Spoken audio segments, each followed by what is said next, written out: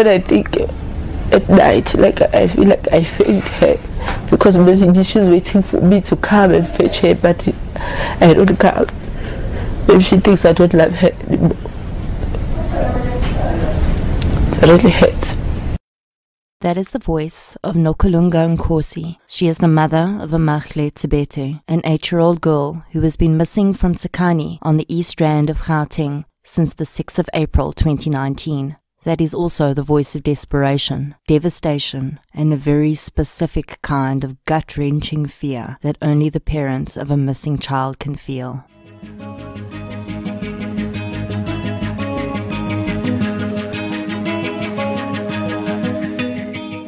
Welcome to True Crime South Africa. I'm your host, Nicole Engelbrecht, and this is episode 5, The Disappearance of Amahle Thabethe. This is the first case of a missing child that I'm covering on True Crime South Africa, and it is very recent. I wanted to cover Amahle's disappearance as soon as I could, because her case needs urgent exposure. In my opinion, not near enough media attention is given to children that go missing in South Africa, especially children from poorer communities. Later on in the podcast, I'll discuss ways that we could look at changing this and the organizations that exist which seek to advocate for missing children. Before we get into that though, let's talk about Amahle's story. 8-year-old Amahle Thabethe lives in Tsakani with her mother, Nokulunga. She is a grade 3 student at a local primary school. Tsakani is a township located in the municipality of Ekurhuleni in Gauteng, South Africa. The area is home to approximately 140,000 people. Saturday the 6th of April 2019 started like any other weekend in Tsakani.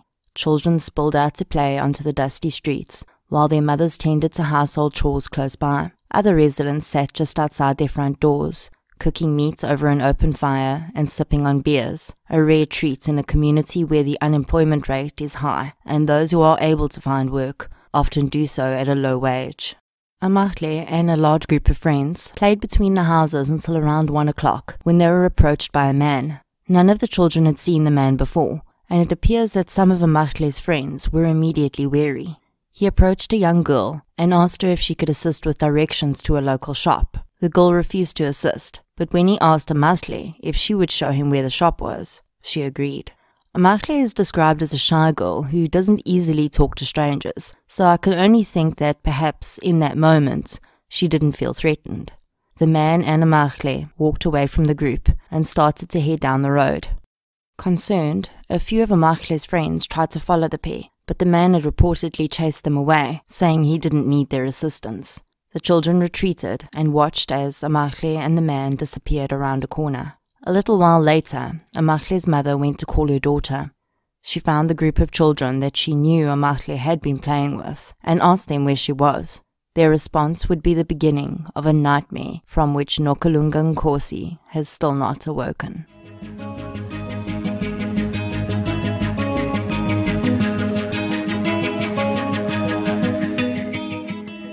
The children told Amahle's mother that she had gone to show a man where the shop was, and she had never returned.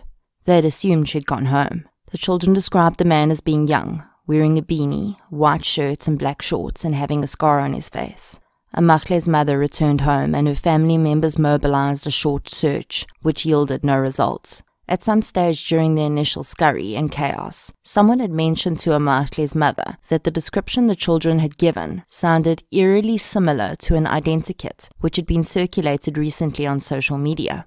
In a desperate attempt to put a face to the person who could have her child, Amahle's mother showed the identikit to the children who had seen the man. They agreed that it looked like the man who had walked away with Amahle. Police were called, and a missing person report was filed. And for quite some time, police would investigate Amahle's case as a missing person and not an abduction or kidnapping. The reason given for this is that eyewitness reports stated that Amahle had not been taken by force and had willingly gone with the man. Now, I understand that police are simply following policy here, but I'd like to say that the policy, in my opinion, cannot be made applicable in the case of a minor. Amahle is 8 years old. She willingly went with the man because she knew no difference, and she intended to show him where the shop was and return to her friend shortly after. There is absolutely no evidence to show that she intended to leave with this man on a permanent basis, and even if by some wild stretch of the imagination she had, She does not have the legal capacity to make that decision. I'm going to sound like a bit of a stuck record here, but she's 8. Understandably, the police would have had no proof that she didn't just show the man where the shop was and then wander off somewhere on her own, but there had been no other sightings of her, and she knew her surroundings well. There is very little chance that she would have gotten lost. The impact of the inquiry initially being classed as a missing person is that far less attention and resources were allocated to the case than it deserved. Precious time was lost time from which, in my opinion, this case has never recovered.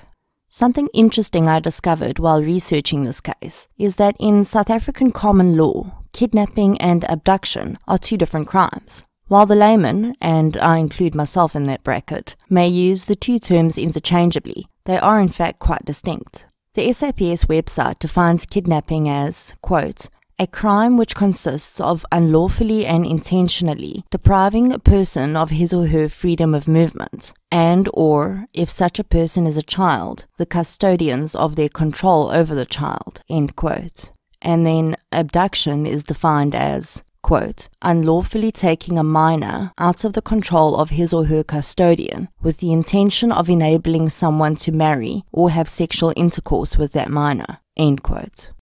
Police response to Amahle's case in the immediate aftermath has been severely criticized by the community of Tsakani as well as Amahle's family.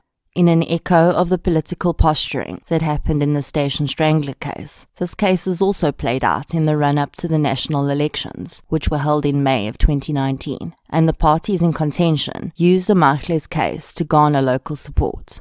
The Socialist Revolutionary Workers' Party lambasted police and headed up their own search party on the 9th of April, along with community members. A suspect had been identified by the community and pointed out to police, who reportedly did not move swiftly enough to bring the man in for questioning, so the SRWP decided to do it for them. They located the suspect and reportedly handed him over to police for questioning. Little is known about the suspect mentioned here, but he is not the same man in the identikit mentioned earlier. Police reportedly questioned the suspect, searched his home, and unable to find any evidence linking him to Amahle's disappearance, they were forced to release him on the 12th of April. Although they had allegedly promised to inform the family before they released him, the police are said to have not done so. A spokesperson for the SRWP claimed that they had also given police eyewitnesses that confirmed seeing the man in question with Amahle on the day of her disappearance.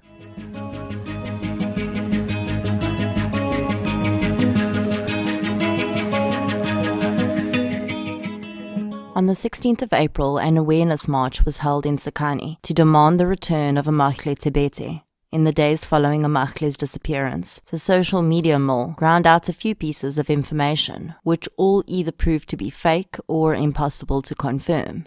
The first was a message that had originated in a WhatsApp group, stating that families with missing children should head over to a nearby power station where approximately 10 girls around 7 and 8 years old had been rescued from an alleged human trafficking ring. This was shared on almost every single social media thread I came across, and despite it being labeled as false on many occasions, people continued to spread it.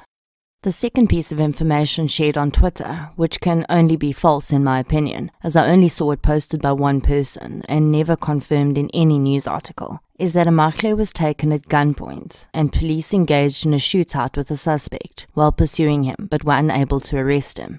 The third piece of information I found on these threads was a woman who stated she had seen Amahle on the day she went missing in a vehicle with 2 adult males. The woman claimed to have seen Amahle in Boksburg, which is 30 kilometers from Tsakani. Amahle's aunt, Amahle Thabethe, responded to the woman's claim by asking her to go to the police with information. The family hired a private investigator to look into Amahle's disappearance. Amahle's aunt stated that one of the first things the private investigator had told them was the fact that Amahle's friends had identified the man in the wanted poster that her mother had shown them as being the same man that had taken Amahle was not solid evidence. I tend to agree with this, and I think it could be potentially damaging to the case if the man in question is indeed found to have been involved. I fully understand why Amahle's mother showed the children that identikit. She was desperate to find her child, and in the early hours of her disappearance, I'm quite certain she was not thinking in terms of what might damage a future investigation. She just wanted a little girl back. Unfortunately, because the identikit was shown to the children in an uncontrolled environment, not by a law enforcement official, and that was the only identikit that was shown to them, a smart defense attorney could easily damn this identification as tainted and have it thrown out. Amahle's aunt insists, however, that the children gave the description of the man before they saw the identikit, and therefore they could not have been influenced by it. The identikit had gone viral on social media though, and that too could be used as evidence that the children may have seen the picture on a previous occasion.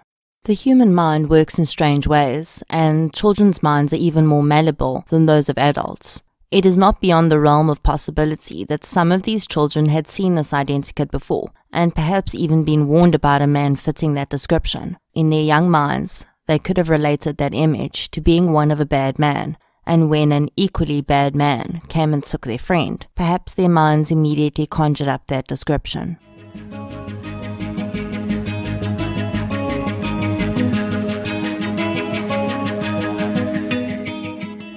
I've mentioned this identikit quite a few times now, but haven't delved into what the man is accused of and why he is being so voraciously hunted.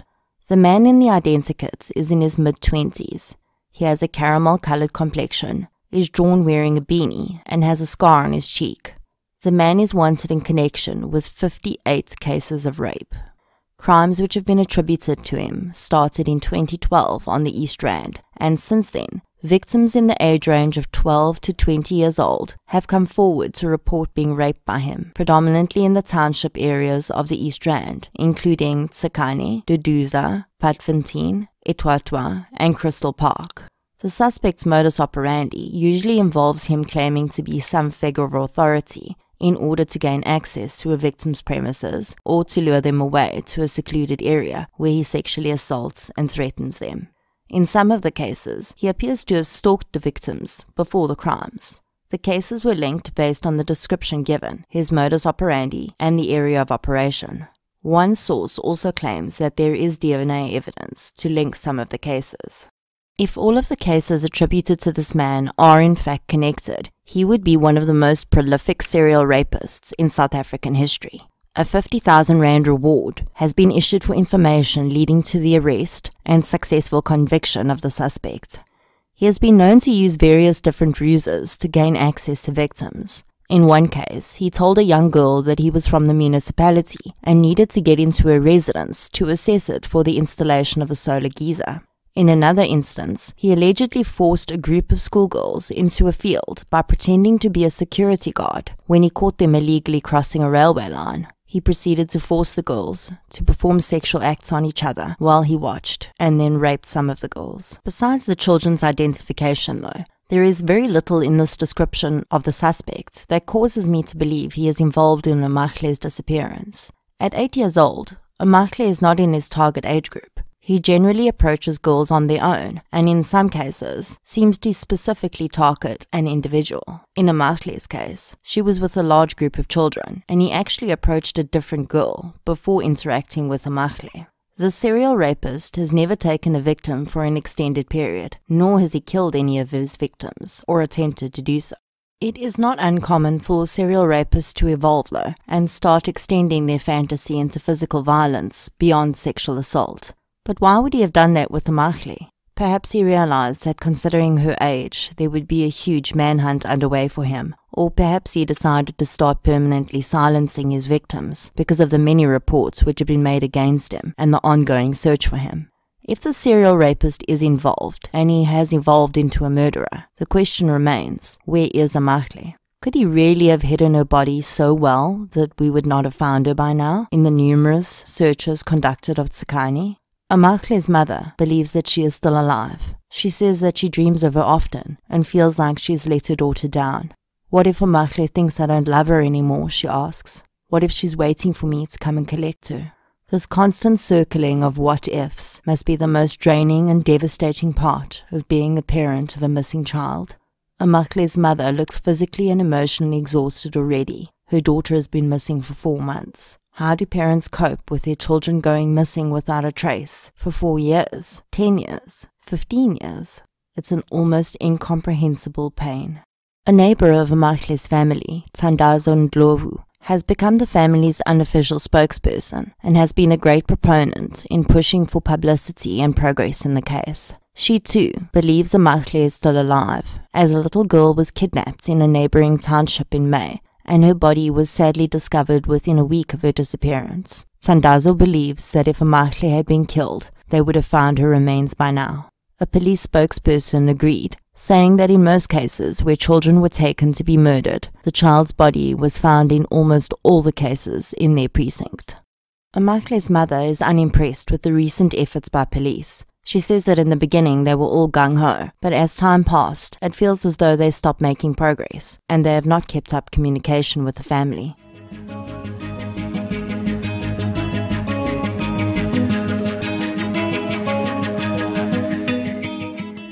According to statistics released in 2013 by the SAPS Missing Persons Bureau, a child goes missing in South Africa every 5 hours. 77% of these children are found alive, but that leaves a frightening 23% that are not found alive, or indeed at all. A major factor in resolving the cases of missing children is awareness and publicity. Of course, I hope that True Crime South Africa can become part of the solution where awareness is concerned. There are several organizations in South Africa that work towards publicizing missing person cases and circulating posters. Missing Children South Africa was established in 2007. According to their website, the kidnappings and brutal murders of Shaldine Human, 7, and Anastasia Visa, 12, were the sparks that ignited the fire under this organization. The organization works with the SAPS to bring maximum awareness to cases within the golden first 24 hours. Their website has missing person posters on it, which date back to 1990s. There is a link on their website to report a person missing. The other major missing person advocacy organization in South Africa is the Pink Ladies. This is a group of volunteers affiliated to the NGO by the same name. They work closely with police, and besides bringing awareness to missing persons cases, they also work closely with families to provide support, direct information to the police, and assist in sexual abuse cases. I follow both of these organizations on social media, and I encourage you to do the same. I will leave links to both of these organizations' websites in the podcast notes. I found it both heartbreaking and eye-opening to scroll through the posters on these websites, especially the older cases. Every single one of those missing posters represents a human being who has seemingly vanished from the face of the earth. But they haven't. They're out there, somewhere, some alive and some unfortunately deceased, whether by malice act or not. They haven't evaporated into a puff of smoke. And there is another person I think about when I look at those posters, besides their devastated family members, of course. I think about the person who knows something. For every single one of those missing people, there is another person walking around, living their life, who holds the key to their vanishing. That person may not even know they hold the secret, which is why it's so important to keep the faces of the missing circulating. It may just jog the right memory or tweak the right conscience. When a child goes missing and is suspected as abducted or kidnapped in South Africa today, we rely on the aforementioned two organizations, as well as social media and the SAPS through conventional media, to let us know. But is that good enough?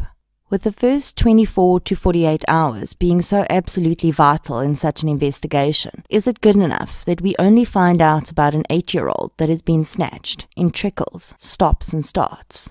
As at March 2019, 21 million South Africans have smartphones, and I think we'll all agree that our service providers have no problem sending unsolicited advertising messages to our cell phones. So why can't we use that very same technology to send out alerts regarding missing children?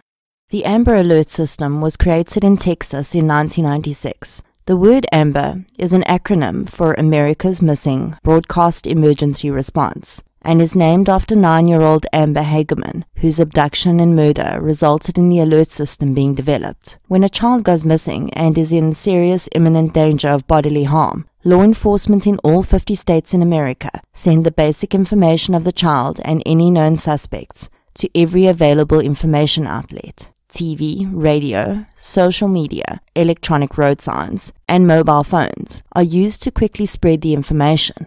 The system is far from perfect, but it is a damn sight better than finding out that a strange man walked off with an 8-year-old child in Sekani 3 months after it happened, and only because I happened to stumble upon the case on Twitter.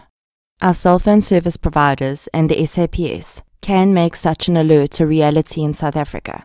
If they can tell me about the specials on Omo and the 17 subscription services they recommend for me, then they can tell me about a missing child.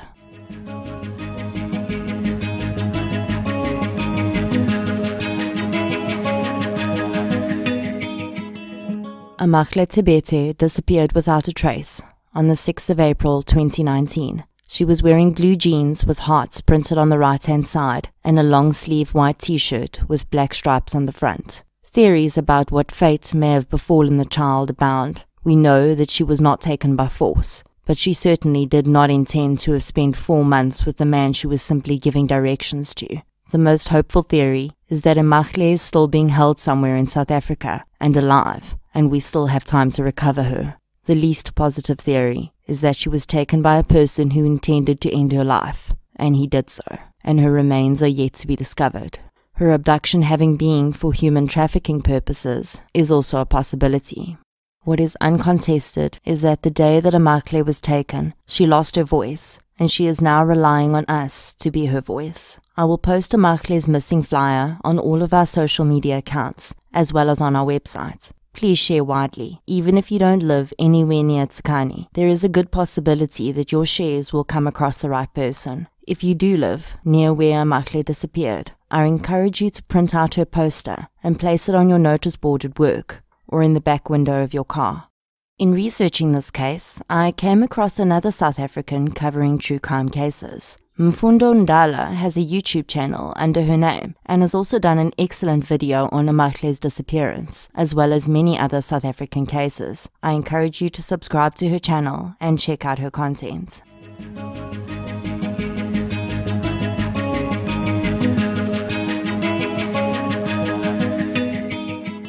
Thank you for listening to Amahle's story. If you enjoyed this episode, please review us on the podcatcher you use. I really love hearing your feedback on the episodes, and your comments on the parts you enjoy and what you'd like to hear more of can only help this podcast to grow and improve. Please follow True Crime South Africa on Facebook, Twitter, and Instagram, and join our discussions on those platforms. Before I say bye for now, I'd like to share some exciting news with you. I'm going to be introducing a new add-on to True Crime South Africa. TCSA Spotlight will be a separate, shorter episode where we discuss weekly cases that have cropped up in the media, as well as any updates to cases we've already covered. I should have the first episode of Spotlight out shortly after Amahle's episode. Thanks again for listening and for your continued support of True Crime South Africa. Chat to you in our next episode.